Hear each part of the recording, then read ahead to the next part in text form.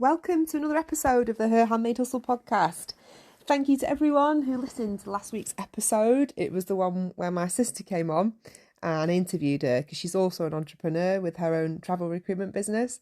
People said they really enjoyed it, so that was great. I know we sound so similar, but most people told me that it didn't confuse them too much. So that was good to know. We didn't want to confuse you. But you also said that you thought her business advice was spot on. And it was fabulous. So I'm going to feed that back to her.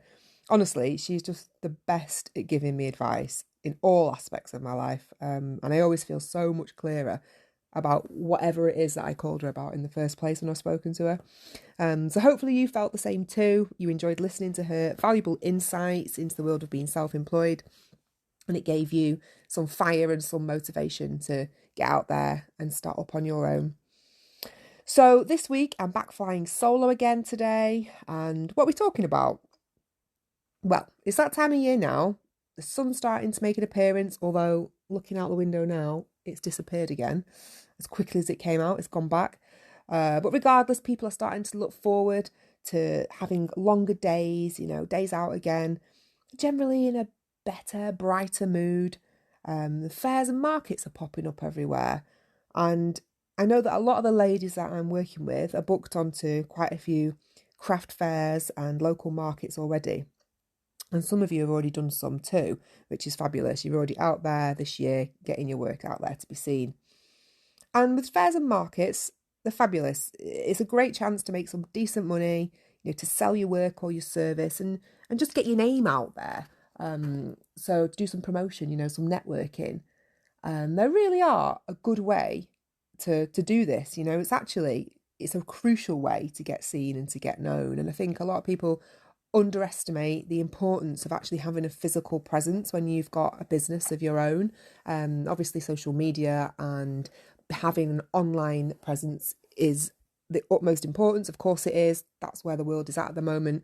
But I think we sometimes forget about the importance of getting out there and physically being seen and speaking face to face to people who are interested in your service, and for letting to see your goods, letting to see what you do, what you make. There's nothing like it, is there? I love going into shops, holding things, touching things, rather than buying online. And I think a lot of people of the same mindset. It's what we missed, wasn't it, when COVID happened? We missed going out there, browsing. I missed going into TK Maxx. I always remember saying, I can't wait to get into TK Maxx and have a good browse. So I think it's really important that we make a good impression when we do craft fairs and markets, which can be quite daunting. If you're not 100% comfortable with dealing with customers face to face.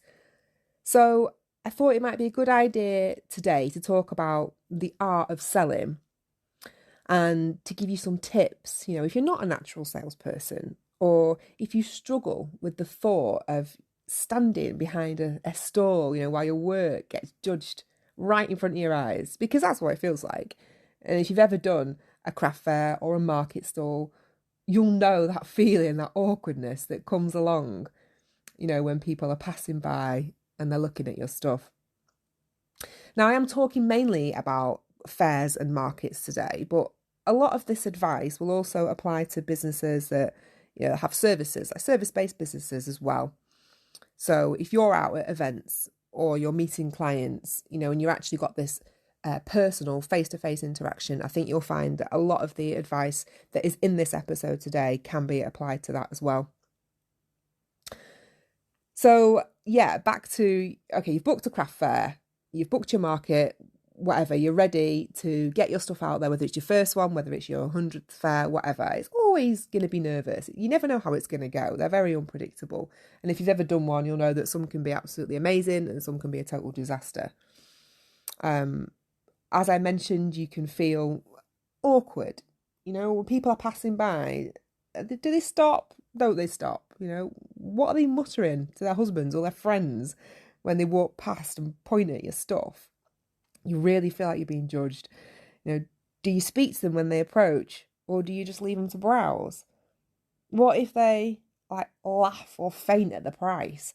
What if they are shopping for their own business? What if they're snooping around and they're trying to steal your ideas?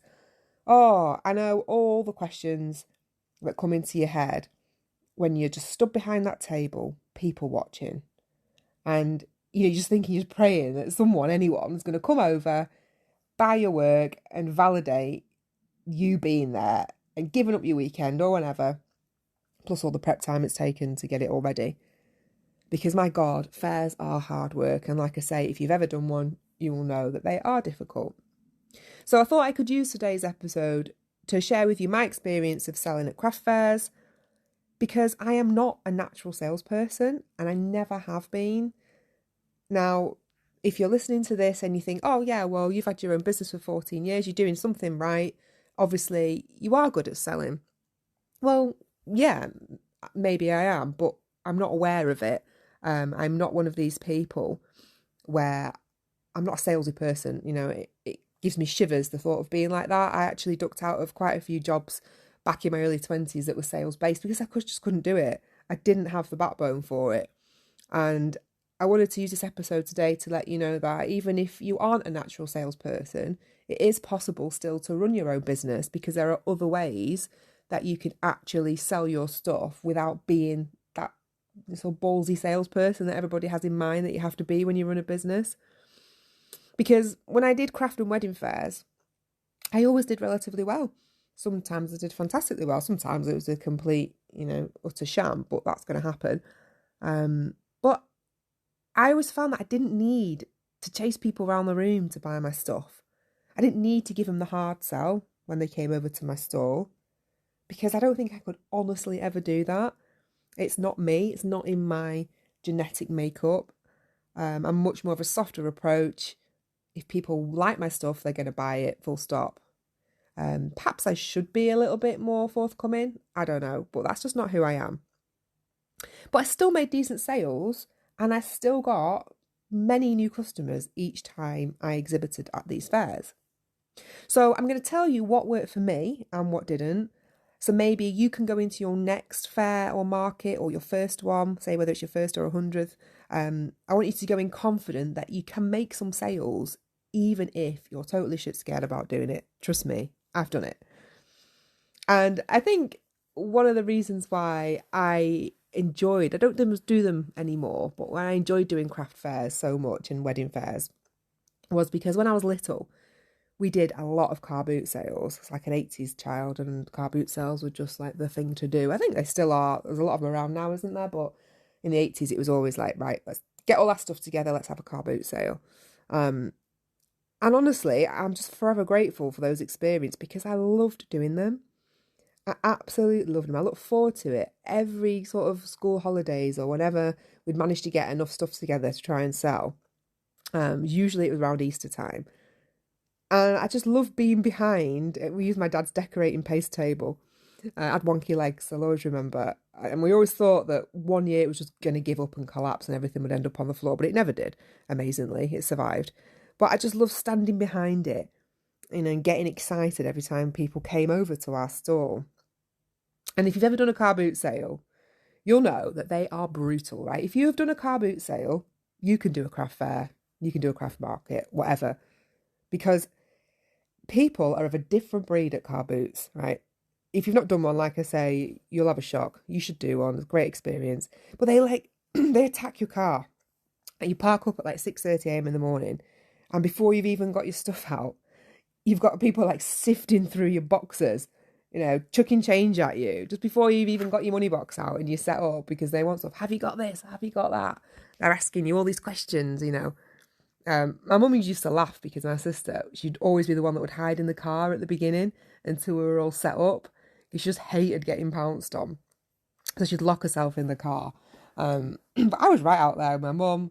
I was unloading all that stuff. I was ready to sell my toys and make some pocket money. I loved it. And I think the chaos and the process of selling and making money was really exciting for me. And I think that's a lot of where my sort of entrepreneurship came from. And I'm talking about it now, I'm smiling because they were such happy times. They were just so simple. Those days, absolutely loved them. That was a full day out for us, really, because we'd been up since 5, probably, packing the car up. By the time we got home, maybe 2 or 3 in the afternoon, we'd count our money out. I'd be exhausted. I'd sleep well that night. But I just loved it. And I was only about 7 or 8 when I did my first car boot. But I looked forward to them every single Easter, which was, say, the main holiday that we used to do them. And I was pretty confident when I was a kid. And I often dealt with the tricky customers, no problem. The ones that used to come over, they're umming and ahhing over something that you've got priced at 50p, offering you 20p. And, at one point, all you feel like doing is just giving it them. I think actually at one point my mum did that. She just gave this lady this thing she was looking at and she was umming and ahhing over it. Honestly, it was probably not even 20p. And she said, oh, just take it. And I think a lot of the skills that I learned from our family car boot sales helped me out a lot. And I think they resurfaced in my 20s when I started doing these craft and wedding fairs. I'm promoting my handmade stationery business, Vintage Twee. I couldn't be quite as harsh as I was with the bargain hunters at the car boot sales. I had a business reputation to uphold at the end of the day. But believe me, there were times I felt like it. You get a lot of different types of people at these events, which we'll go into shortly, and that will make you laugh. But, so obviously car boot sales, they're very different to craft fairs where you are showcasing your work. It's your babies you've got out there, set out on the table, all beautifully presented, in the hope that somebody will part with their hard-earned cash just to own a piece of your talent. And the truth is, there's lots of things that you can actually do to help your success on the day. And we're going to look at each of these things now. But you just need to remember that you don't actually need to be the best salesperson in the world to make some sales or to get yourself a following and to grow your business and meet new people and potentially customers. You don't need Salesperson of the Year award, trust me. So I think the main thing to remember to start off, let's kick it off with the fact that there is an element of active selling.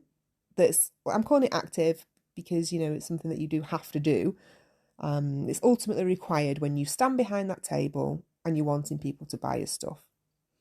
So by active selling, I don't mean the hard selling, bartering, shouting things out, getting people to come over, pressurising them. I don't mean that. It's totally different. And I think that is probably the main thing that puts people off doing fairs, as well as puts people off coming over to your stall. Nobody wants to feel pressured, do they?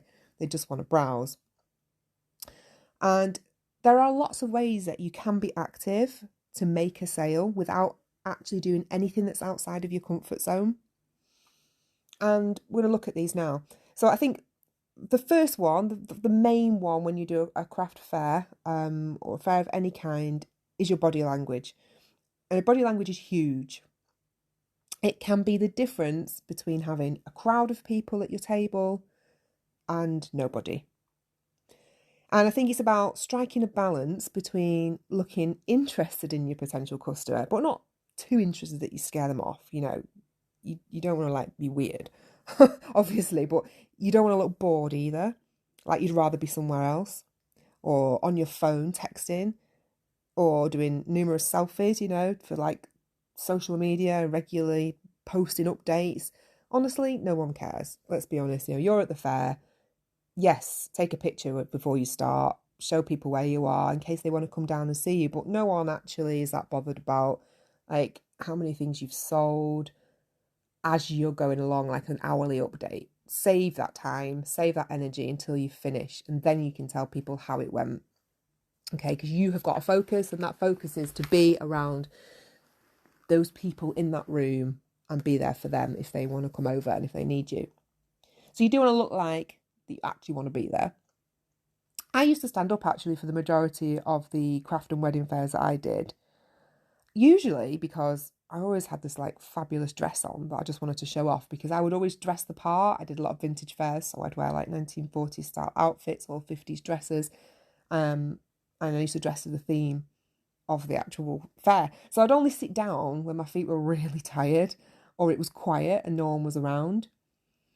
So when you're sat down, so you're going to need a rest, okay? You're human, you're going to need to sit down, your feet will be hurting. But when you are, just make sure people can see you as well. So don't hide behind your displays. Put your phone away. Of course, you might need to check for certain things, childcare, husband's mothering, whatever. Have a quick check, but put it away or hide it. Limit your selfies to one, like I say, at the beginning or at the end. See if you can take all of your promotional pictures before your fair is open to the public, so that you have got your phone away again. You've done all your pictures. That's done. Save your status updates, like I said, until you are home. Just focus on the job at hand, which is representing your business and your brand. That's what you're there to do. You want to make the most of the time that you're there. Because, people will notice these small details. You'd be really surprised. So whether you're stood up straight or you're slouched, whether you're sat down with your head buried in your phone, or you're stood up and you're proud to show off your work and welcome people over. And people will decide to stop by your stall before they can even see what you do, just by looking at the person behind the table.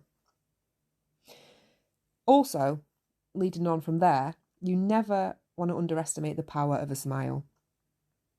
And like I say, you don't want to be weird. You don't want to be grinning at them strangely, or everybody that walks past, trying to entice them over.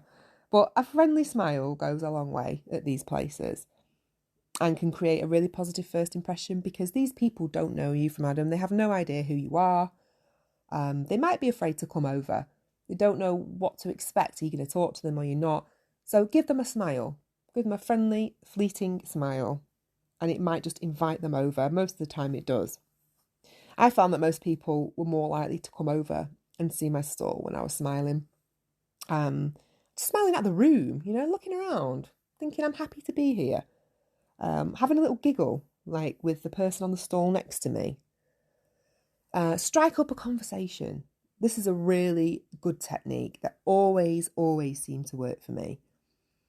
And I didn't really mean it for it to be a technique. I just found it came natural to me, but it worked. And I literally would just strike up a conversation, a friendly one with a passerby or someone who's stopped at my stall and taken the time to look at my things. And it could be anything, like it would be general conversation. Like I might say, gosh, it's busy in here today, isn't it? Or I might say, give them a compliment because I meant it, not because I was being fake. But if I liked something they were wearing, I would say, oh, that's a lovely scarf. Where did you get that from? That's really nice. And I often found that just being like that and speaking to people as a normal human being, not as a business owner or someone that was trying to get their money, I found that it made people warm to me. And it took the pressure off both sides, really. It took the pressure off me because I didn't then have to think about what the first thing was that I was going to say to them. And also them as well, because they were scared of what I may speak to them about and, ask for their money there and then on the spot and make them buy something. So it broke that awkward silence that you get when people are just browsing your stuff, because they can feel quite uncomfortable. They might be desperately wanting to touch something that you've made. But if they do, they're thinking, oh, God, does that mean I'm committed to buying it? You know what I mean? I've done it before. I've gone into like these little small independent shops where there's nobody in. And the lady behind the till is so desperate for me to buy something. And as I go over and I'd start looking at like, say, bath bombs or whatever, and I'd start touching them, I think, oh God, no, I better buy that now because I've got my hopes up. And I think that they will appreciate it, to have this friendly conversation, open up to them, make them feel comfortable. And you'll probably find, which I did, that it's going to invite them to ask you questions too about your work, which in turn will most likely lead to a sale. You want to be open with them, like actually let them find out about you and what you do. Because don't forget, the types of people who are choosing to come to these events are people who usually appreciate things like handmade items. They enjoy a browse.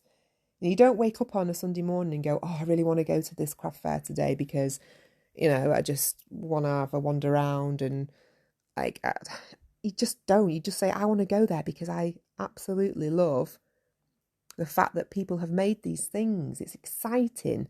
It's interesting. It's different. Otherwise, I'd just go to Tesco and have a browse around there. So the people that are coming, they want to be there. While we're on the subject of people that attend these kind of events, I just want to touch on this because if you've ever done a craft fair or a market, you're going to totally relate to this because you notice a lot when you're sat there for the best part, like 6 or 7 hours. And there are certain types of people that you're going to come across and notice from the other side of the table. And this will make you laugh because you may be able to relate about the sorts of people that you get and you're going to want to talk to and the sorts of people that you're going to want to avoid. So these are sort of the different types of people that you're going to come across when you have a stall and you're meeting the general public. So first of all, you've got the one who's scared, too scared to come close to your stall in case you talk to them. You know, they're looking at your stuff from a distance because they're interested. They like the look of it, but they don't want to make that commitment to come over for fear that they'll get like entrapped and forced to buy something. So maybe they just stand there and they peer from afar. Or, you know, you see them doing a couple of laps around the venue just to get another look at your stuff. But again, they still don't come close enough that you can say hello or would you like to have a look? So you'll get plenty of them ones. The second sorts of people that come to these things are those that come along and they just like gush over your products, but they never actually buy anything. And they're constantly just going, oh my God, that is so cute. I love this. It's flattering, obviously. Nice to know that your stuff is getting good feedback, but not ideal at the end of the day. You want a sale. Then you've got the third sort of person that comes are the people that pick up everything on your stall. I like to call these the feelers. And they examine it. They stroke it. They smell it, depending on whatever it is that you do. And they're convincing you, they're teasing you that they're actually going to buy it. But then they put it down and walk away. They just bugger off. And you're left with your display. It's all messed up. You've got to go around to the front, titivating it all, getting it all back to how you had it in the first place. You know, these people in particular are really annoying. Like, so annoying. But they're all part and parcel of the types of people that you're going to get at these places, okay? The feelers. The fourth sort of person, they're ones that, oh, these are annoying too. They are the ones that think they can do better themselves. You know, you see them muttering to their husbands and their friends. They're saying things like under their breath, how much? God, I could do better than that myself. And I think you have to realise that these people are not your customers. They need to jog on, seriously. Don't get offended if you hear anyone saying this. You're going to get it. I used to say to myself, oh, good luck trying, under my breath, you know, yeah, go for it. Have a go yourself, good luck. I just let them walk away and make room around the table for the people who really appreciate the work that has gone into my items. And then you've got the ones who come to these fairs to steal ideas. Now, these are the ones, these like serial offenders. They can go around to all different craft fairs because they've got no inspiration of their own. So they're trying to look to see what other people are doing, what's popular, how have they done it, how have they made it. Again, they might be picking it up, looking at it, taking photos. And these are the people, the cheats, you know, that we're all watching out for. And when they do get their phones out and they're taking photos so they can go home and try and do it themselves. And I like to call these the backstabbers of the craft world, you know, the ones that they break this unwritten rule of never disrespecting a fellow artist, copying her work. You just don't do it. But unfortunately, you do get them. And there's not that much you can do about it apart from being vigilant. If you suspect that that's what they're doing. In fact, I went to a fair once. I don't think I even had a business at this point, but I was genuinely just looking at somebody's stuff and she said to me, I took a picture of it because I was going to send it to somebody. And she said, what are you doing? And I just said, well, I'm just taking a picture of this to send to my friend because I think she'd really like it. And she just jumped on me. And she's like, oh, I just thought you were trying to copy my stuff. And I was like, no. And I got really offended by it because I genuinely wasn't. But obviously that was that. People do that, which is why I've mentioned it. But it wasn't me at that point. But she was quite rude about it. So I wouldn't quite go in like that. You don't want to accuse people of doing stuff. But if it was me and I was sort of suspect that that's what they were doing, I would try to sort of strike a conversation with them to scare them off a little bit. You know, I'd say, oh, what is it that you do? You know, just sort of like a bit of prying really in a friendly way. And they'll soon retreat if they think you're onto them, trust me. And you'll get to know the people that are out there looking for ideas and those that are genuine. And then lastly, you've got what I like to call the talkers. So the ones that literally, they just move from one stall to the next, chatting away to each stall holder about really irrelevant things. You know, they might be genuinely drawn over to your stall, say, oh, this is nice. And then they just start telling you about, you know, what they did at the weekend or the fact that they used to knit clothes for their grandchildren, whatever. And they linger for far too long. So they never buy anything. And sometimes, unfortunately, they can make you miss an all-important sale. You know, you can see a potential customer out the corner of your eye trying to get your attention. They've got their product your products are in their hand. They want to ask you a question about it. They want to pay you for it. And you just can't quite break away from the current conversation that you're stuck in, and you can't get to them. And sometimes you lose the sale. You're itching. You're itching to ditch Doris, aren't you? Who's telling you about what she knits for her grandson, and go and tend to the lady who's ready to pay. And my advice is, if you see this happening, there's absolutely nothing wrong with politely saying to Doris or whoever, "Oh, just excuse me 1 minute. I just need to speak to or serve this lady." And go and give your attention where it's needed, redirect it. It's not rude. It's not rude at all. It's just business. And there's somebody there wanting to buy your product. That is the priority. However, it is worth noting that sometimes the talkers can actually surprise you and make it worth your while. So I'll tell you why. So to be successful in small business, you have to be likable, okay? People they've got to want to support you. They've got to love you and your story. They've got to like your face, your smile, and the time that you take to speak to them to make them feel important. And catching a sale there and then, it isn't always the ultimate sign of success, especially at these sort of unpredictable market type environments when you just don't know who is going to walk through the door. And you can actually get so much more out of these events than just one-off customers. Things that are going to help your business beyond ways that you probably couldn't even imagine, and will ultimately, in the long run, help you sell your products without actually doing any selling yourself. Let me explain using 2 examples of things that happened to me when I first started Vintage Twee. And the first monumental thing that ever happened was actually one of my first proper craft fairs that I did. And it was at a stately home called Galsworth Hall, near where I lived. And I'll always remember it for 2 reasons. One, I met one of my colleagues there who is a calligrapher, and we became really good friends, and she still is to this day. And she also happened to write a really popular and successful wedding blog, and she featured me like numerous times on there without charging me a penny, because we got to know each other at the fair, and I got a lot of work from it. So that's a really good example of indirect sales, without being salesy at all. I was just talking to the lady next to me at the stall, and that came from it. It was amazing.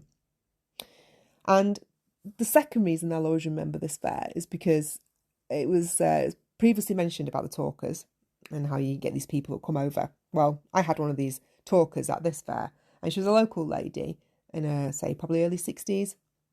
And she stopped by my stall because she was really interested in the vintage lace that I used to use on my items. I used to decorate all my sort of gifts and products with trims of vintage lace that I'd found in antique shops and all these special places that I'd sort it out because it was quite hard to get. And she started talking. She started telling me about how her mother used to work for at the lace market in Macclesfield back in the early 1900s.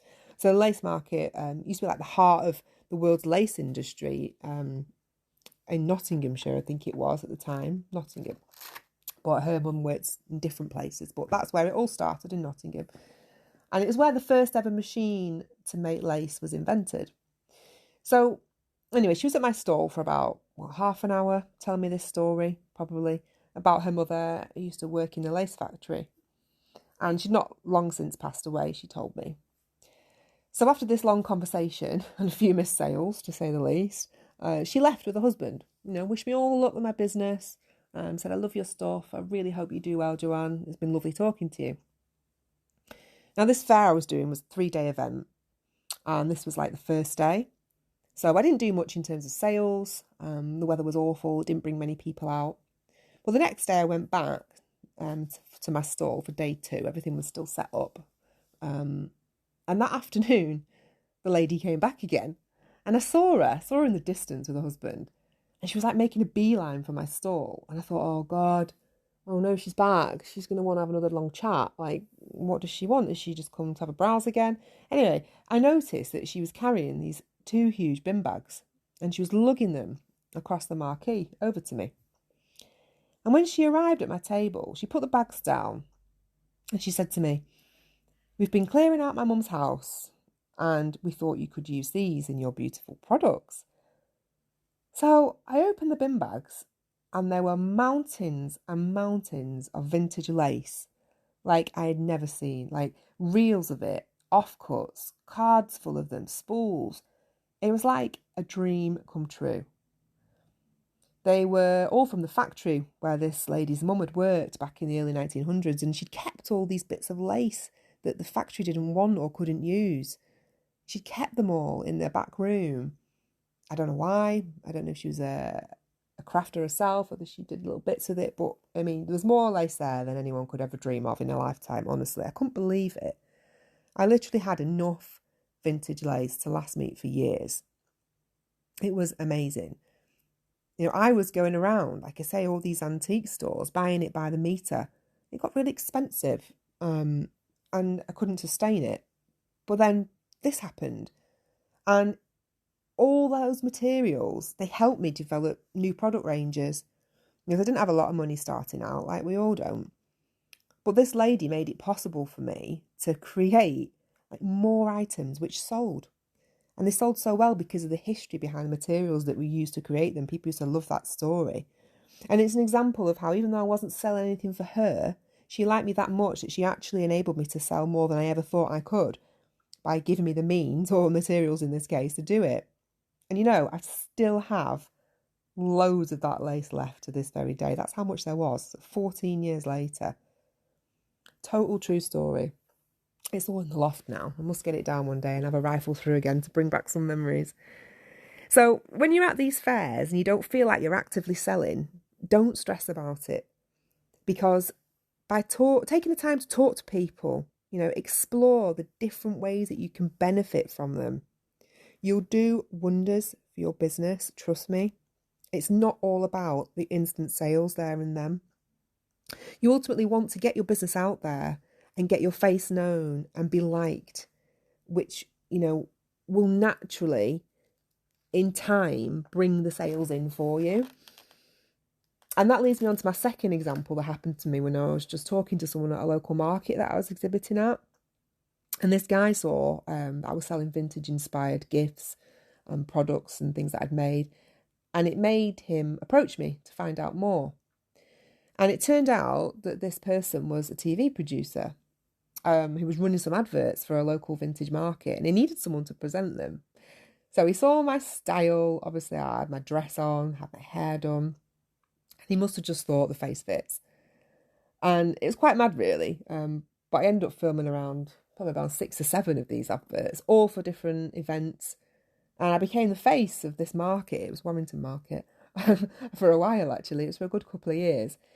And it was so funny because he'd give us the schedule of when the advert was going to be shown on TV. So we could get ready to record it, because we could do that back then. Press the record, it's coming on. And at the time I lived back at home, and my mum she'd be sat there at tea time, poised with the remote in her hand during the break of the chase. I was on prime time. It's prime time slot. I'm proud of that. But it was a bit surreal, and it was strange when I saw my face on all the posters for the market and around the town. I actually found one of those in the loft the other day as well, much to my daughter's amusement. She couldn't get her head around the fact why Mummy was on a poster. But again, another example of how I didn't actually need to make any sales to raise the profile of my small business at these craft events and markets. I did it indirectly as a result of this chance encounter with this total stranger. And even though my business wasn't mentioned in the TV adverts, it gave me credibility and authority because I put it on my website. That's what I'd done. And it brought in the sales. So, I'm not saying that you need to be a TV producer. That was a total fluke. But what I am saying is that you never want to miss an opportunity to get yourself out there physically. Because sometimes your presence alone is enough. And you never know what a chance encounter will do for your small business. So when you're at these places and you're there physically and you're speaking face to face with people, talk to them, be friendly, dress the part, catch their eye. It's all a form of sales. So even if you don't feel like you are good at directly selling to people, you can be indirectly doing it and raising the profile of your business and your reputation. I also just wanted to tell you one other thing that you can do if you sell at these fairs or markets, and it's something that I learned from my sister. Now, Emma, my sister, is a brilliant salesperson, so much better than me, always has been. It wouldn't take much, to be fair. As I say, I'm not that good. But she used to come along to a few of my fairs when I started Vintage Twee to help me. And I watched her work her magic on my customers. And the sales rolled in. I'm not lying. And I'll tell you exactly how she did it.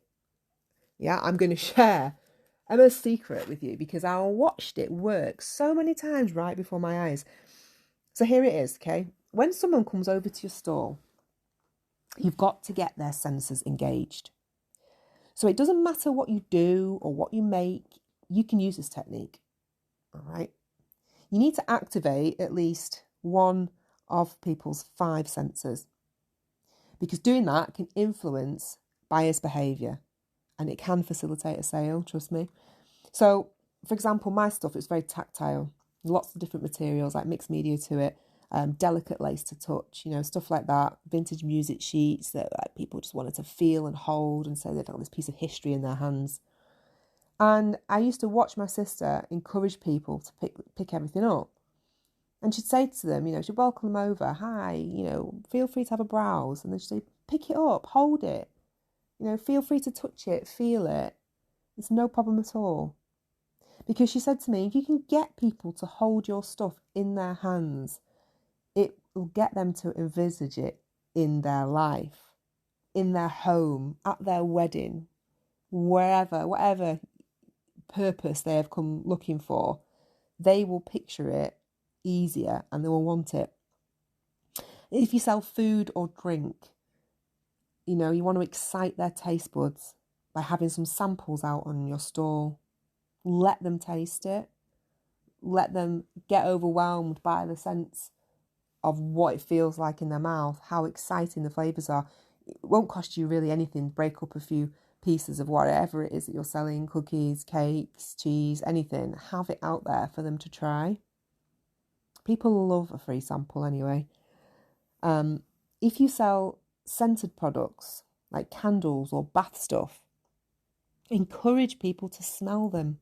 Hold them to their nose, hold them to your nose as well, and talk to them about the scents and how you made them. If you sell jewellery, this is a good one, you want to get some spotlights that you can use to capture the sparkle of it, catch their sight, use their sight to draw them in. Our senses are such a powerful thing that we have. And if you can give your customer the whole sensory experience of your products, honestly, you won't need to think about selling at all because it will do it for you. So even if you're not a natural salesperson or you don't think you are, there are lots of ways that you can still actively sell your products which fit inside your comfort zone. Because if you're not comfortable giving the hard sell, a lot of us aren't, all is not lost, I promise you, and you can still run a successful business. I've done it. And I haven't got a salesy bone in my body. Remember that they're buying from other people that they like and that they can relate to. So you need to make this your primary focus at your next fair or market that you attend. And you'll find that your sales will come naturally without even trying. I just thought it was really important to stress that because a lot of us go to these things with these expectations that we have to make, X amount of sales. And we need to make 200 quid to cover our costs and our time and our effort and to make it worthwhile. And we put that pressure on ourselves, don't we? And if we don't do that and we don't have like this monetary value at the end of it that says I made this much money, we think we've failed. Well, we need to shift our perspective and go out there thinking this is about promotion. This is about getting people to like me and who I am and what I do so that I build up my following. And the sales will come. If you sell anything on the day, see it as a bonus. Of course we all want to. It's hard work getting everything ready for a fair. And of course you want to sell some stuff. But don't make it your primary focus. This is a marketing exercise. You're there to market yourself and your business.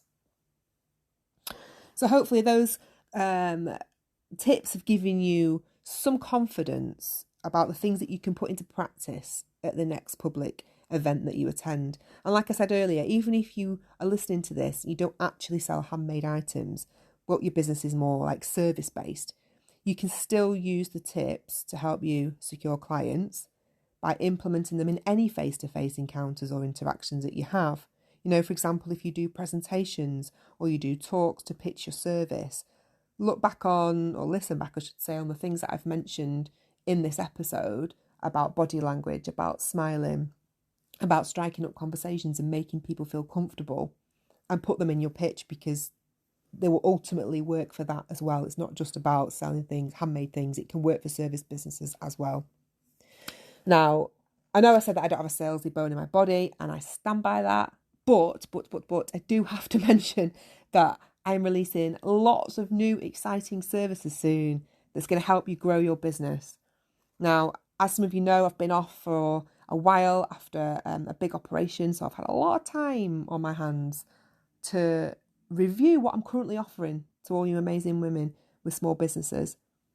And I've come to a conclusion that I can do better. I think that I'm learning too. Obviously, Her Handmade Hustle is a new business for me. I'm learning as I go along what people want, what people need, and most importantly, what people can afford. So I've been working on some brilliant new ways that I can give you real business support as and when you need it. I mean, honestly, I had this epiphany the other night, and I just realised that there's something that I can offer women with small businesses that just doesn't cost the earth and would give them all the help they need whenever they need it. And I'm really, really excited to tell you about it. But I'm going to have to wait until the next time, I'm afraid. So I'm going to do a podcast episode on it next week. It's going to be a really good one, so don't miss it. If you've got a small business, a small creative business particularly, and you always have questions, you know, you feeling stuck, things that pop into your head that keep you awake at night, I'm going to be telling you a way that I can help you that isn't going to cost you the earth, and will benefit you massively. So don't miss that episode. If you want to be the first to know about these new opportunities, there's some other stuff as well that I'm going to be bringing in to help you and your business. Make sure you sign up to my mailing list. That'll be starting up again soon this summer. I've let it slide lately just while I've been recovering. Too much on my mind, but I'm excited to get that back up and running again. So the link to join the mailing list is in the show notes, or you can visit my website, herhandmadehustle.co.uk, and you can sign up there. You can also follow this podcast, whatever platform you're listening on, and you can find me on Instagram and Facebook too, and I will release all the details on there. But thank you so much for listening. I really hope that you've got something valuable from this episode. I've enjoyed recording it, reminiscing a little bit on my craft fair days and sharing some of the experiences, of things that worked for me and what didn't. And I really hope that you can implement them in your next craft fair or market, and you can go into it feeling confident and less pressured about making these on the spot sales.